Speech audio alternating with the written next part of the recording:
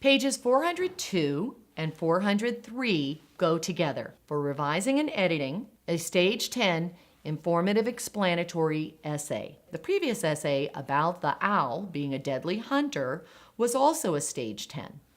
I'm showing you this particular page because this is how I have all the remaining pages set up for organization and content with the bookmarks. I have your bookmark displayed, a sample piece of writing with the circling and labeling of the text.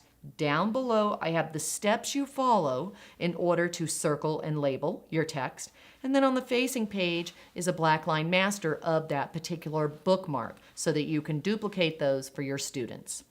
Notice on this page, we circled the introduction and the conclusion. In the middle, we had our main idea body paragraphs. But this is what I wanted to show you. 2 paragraphs for the introduction, meaning that there was a hook, a thesis statement, and a description. How do we find out if that introduction has 1 or 2 paragraphs? If it's 1 paragraph, then it only has a hook, and then it ends that first paragraph with the thesis statement, the SS light bulb.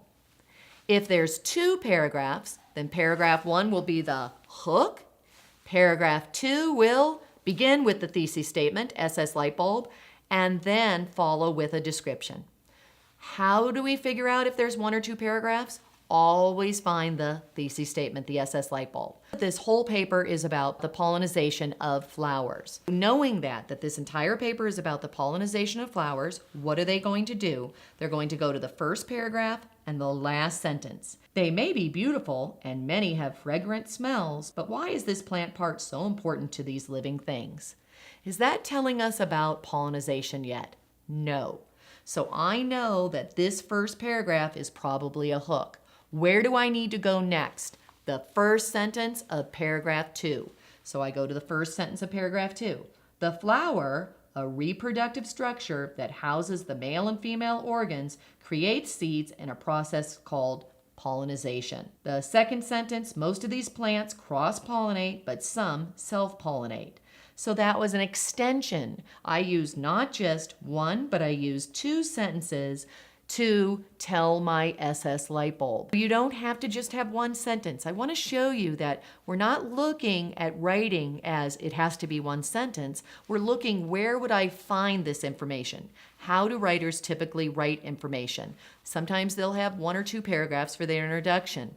What do you need to do in order to identify where your whole introduction is, whether it's 1 or 2 paragraphs? You find the SS light bulb.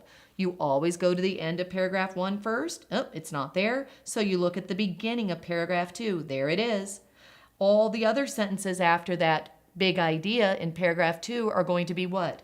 A description. The reproductive structures in a flower, the male and female organs, need to be described to our reader, because they need to know that information to understand about pollination, and that is difficult information. That's not just common knowledge. So I'm going to describe that in the remaining part of my introduction. We have 2 paragraphs, so the 2 paragraphs were circled and labeled with the introduction. The bottom, you can almost count on this. Not always, but typically you're going to have 1 paragraph for the conclusion. So I circle my introduction, my conclusion, and what's left? The middle are my main ideas. How many paragraphs do I have? 1, 2. So I have 2 main idea paragraphs that are going to be about my thesis statement. I go back up to my introduction and I labeled the hook, I labeled the SS light bulb, and I drew a paintbrush to show that the remaining part is a description. We'll go into the body. Notice we have our underlined sentences at the beginning of each main idea paragraph. Each main idea paragraph stated its main ideas in their first sentences. All the remaining sentences were numbered. Next, we will write down the main idea of each sentence, each number, look to see that it's sequenced, the proper information is in there, that the content and organization of the details are in place. Finally, we go to our conclusion. We repeated our big idea using different words, and then the end was our snappy ending, where we told the importance of this information or how it was a new idea, or left the reader with some sort of an emotional feeling. We have our coding of stage 10 using our bookmark.